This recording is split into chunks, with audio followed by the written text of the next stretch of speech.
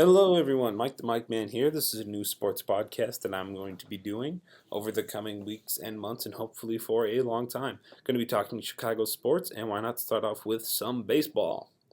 Chicago White Sox, they aren't doing so well. They've been on a big skid. They're down to 29 and 30 as of today, which is, I forgot to mention already, June the 9th, 2016. Cubs, they are doing extremely well. They have a 707% winning percentage. They are 41 and 17. They have the day off today.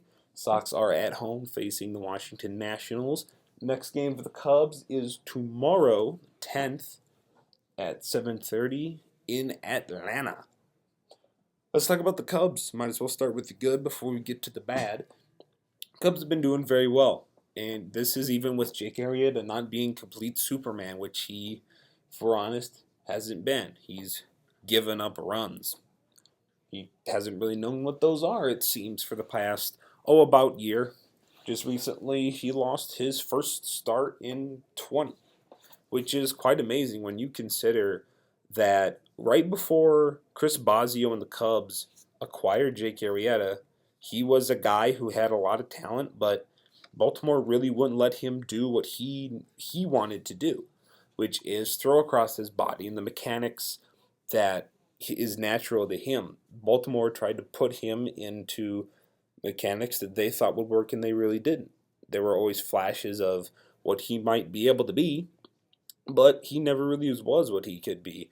And Cubs traded, I forget who it was, and Scott Feldman for him, and some people criticized the deal, but he's turned out to be the best pitcher in baseball when they just let him do what came naturally to him. And that's kind of a recurring theme in baseball, is that you've got some pitching coaches that don't let you do what you want to do, and then some will, and there's great success. There's a line as a pitching coach where you got to put your input in and be a pitching coach, but let the guy do what he does naturally. Don't change him completely. That's going to affect him. And that's what happened with Arrieta. And he's been to the Cubs, and he has been absolutely fantastic. He's set the world on fire. But you can't just talk about Arrieta when you talk about these Cubs. It's their entire rotation. It's Hamill. It's Hendricks. Hendricks has been, I thought, since about last year, that he is your perfect number 5.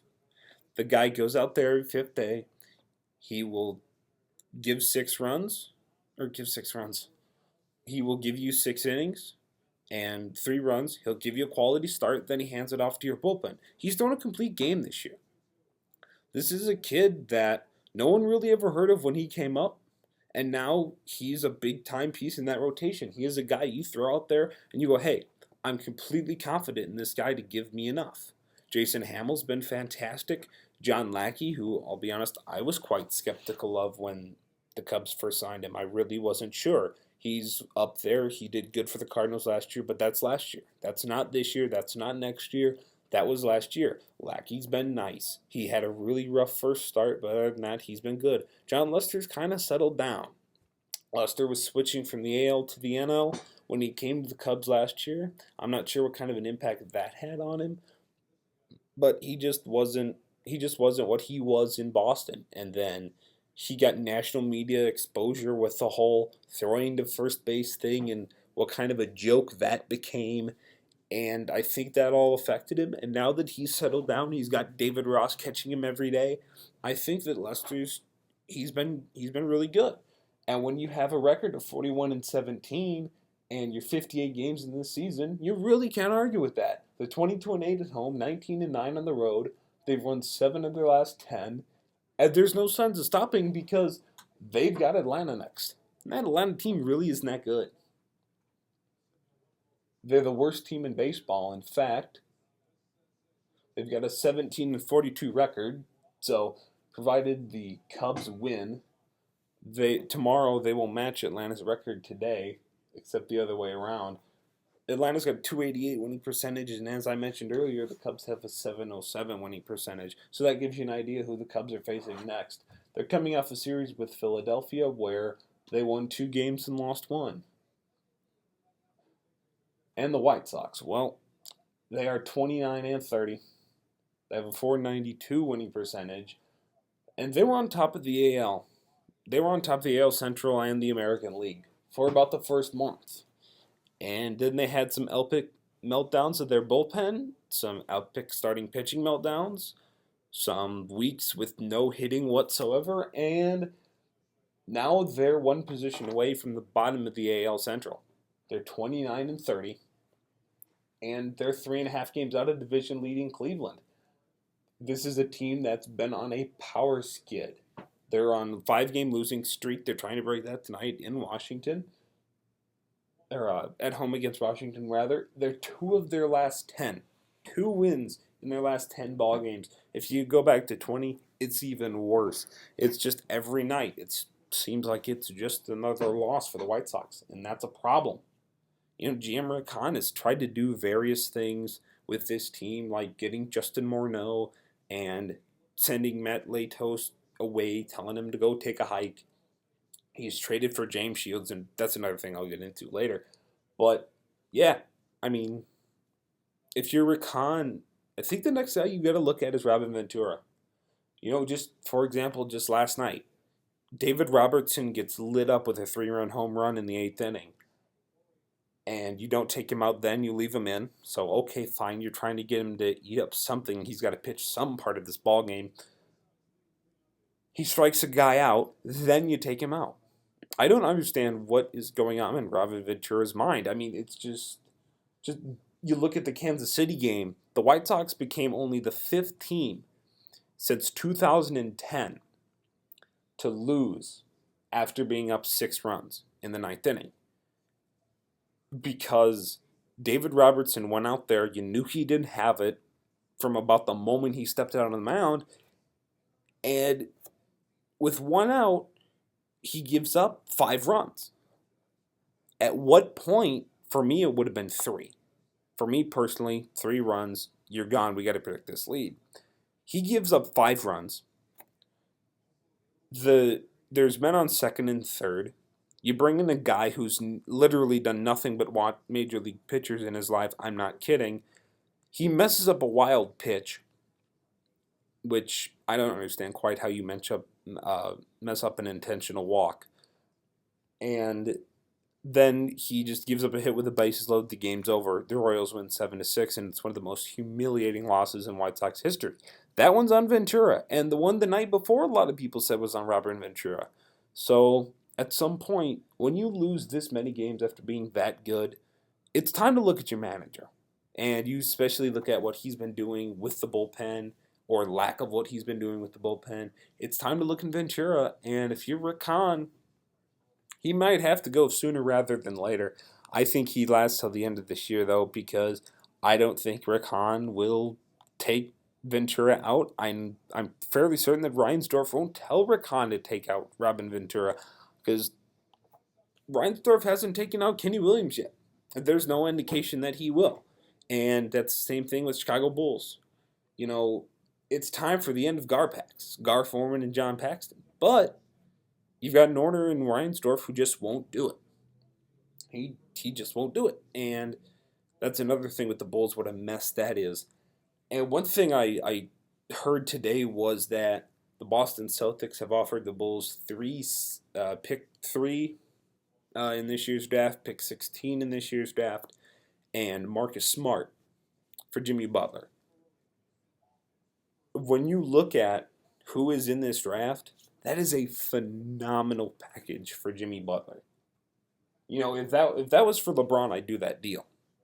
And not just because LeBron can't shoot anymore, but just because of how good of a trade that is for the Bulls. That is a phenomenal deal that has been offered to them. That is a great way to jumpstart a rebuild, which is really what they need to do. Honestly, the Bulls need to rebuild.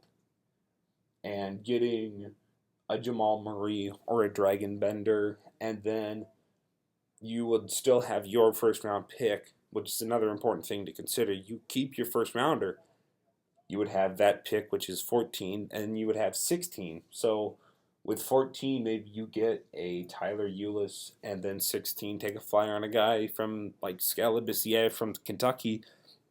And then, all of a sudden, you've got some front court and back court options beyond Derrick Rose that are good.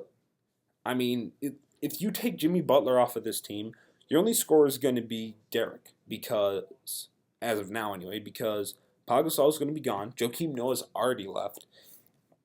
And Derrick's the only guy who can score. And you saw what he was doing this year trying to keep himself healthy. I don't even want to think about what he's going to be doing next year when he's actually in his contract year. The only thing I can hope for is that he decides to play well, so he tries to get max money in the second year of the NBA money influx that's coming. And that'll about wrap up the national stuff, but I'm going to go to local stuff here for a second. I want to congratulate the Hersher Tigers boys baseball team. Really good job this year, guys. You made it to the sectional championship game. Unfortunately, lost to Lamont. Reed Custer, baseball, they won the whole darn thing. They won the big shebang. They are 2A state champions. Bishop McNamara ladies softball, they are going far. Hersher ladies softball was eliminated by Bishop McNamara, nothing to be ashamed of there. And Hersher girls soccer, and that's what I'm talking about for about the last 2 minutes of this, is that is a team that ran Rob shot all the way through the the sectional championship game. And that was probably one of the most intense games I've ever been to as a Tigers fan. That Mantino game is going to stick in my mind for a while, and there's a couple things from that game that stick in your mind because that was one of these atmospheres that is so electric, and the game clearly meant a lot to both sides and how intense that game was and how good that game was. It was a great soccer game. And if you look at Hersher, where their scoring came from, mainly this year, it came from Maddie Brown, Julian Milton, and the freshmen. It came from a bunch of freshmen. Freshmen have 4 years in high school. And if you look at any sort of linear development, let alone exponential development, this is going to be a phenomenal team. This team might win a state title next year. That isn't that far-fetched. It really isn't. Because you look at how good they are now. This is their first time at the varsity level, at the high school level even. They're varsity players. They do amazingly well. They run through a sectional title. Just like that. And yeah, you're going to miss Stephanie Allison and Devin DeVore and defenders Olivia Shavers and Chelsea Sportskoff, but I think you've got the depth. You had constant rotation from Hersher. You really didn't see that from Mantino. You've got amazing depth on this team from your juniors that got put aside by some of the freshmen. And this is a team that can just win. Springs are going to be real interesting in Hersher. Baseball's always going to be good as long as Eric Rick is that baseball coach, because this is a guy that just wins. That's what he does. He's like a John Calipari or a Nick Saban. Much better guys than them, but that's all he does. He wins baseball games. He finds a way to win baseball games. Soccer is phenomenal. There's so much talent, and they're all freshmen. It's unbelievable. Girls softball is the exact same way. Softball, soccer, baseball. 3 sports that could all be in state next year. You might have 2 sectional titles, you might have 3, you might have 1 state title, you might have 2, you might have 3. You can never count out Hersher baseball, ever. Regardless of how talented or untalented you think their roster is, as long as that guy is their coach, you can't count them out. And they showed that this year. Softball, tons of talent, still incredibly young. Soccer, all young, all incredibly talented. And quite frankly, the local sports talent is looking a lot brighter. Their future is a lot brighter than some of the national stuff. And that's all I got for today. Don't really know how to end this, so there. That's my ending. Peace.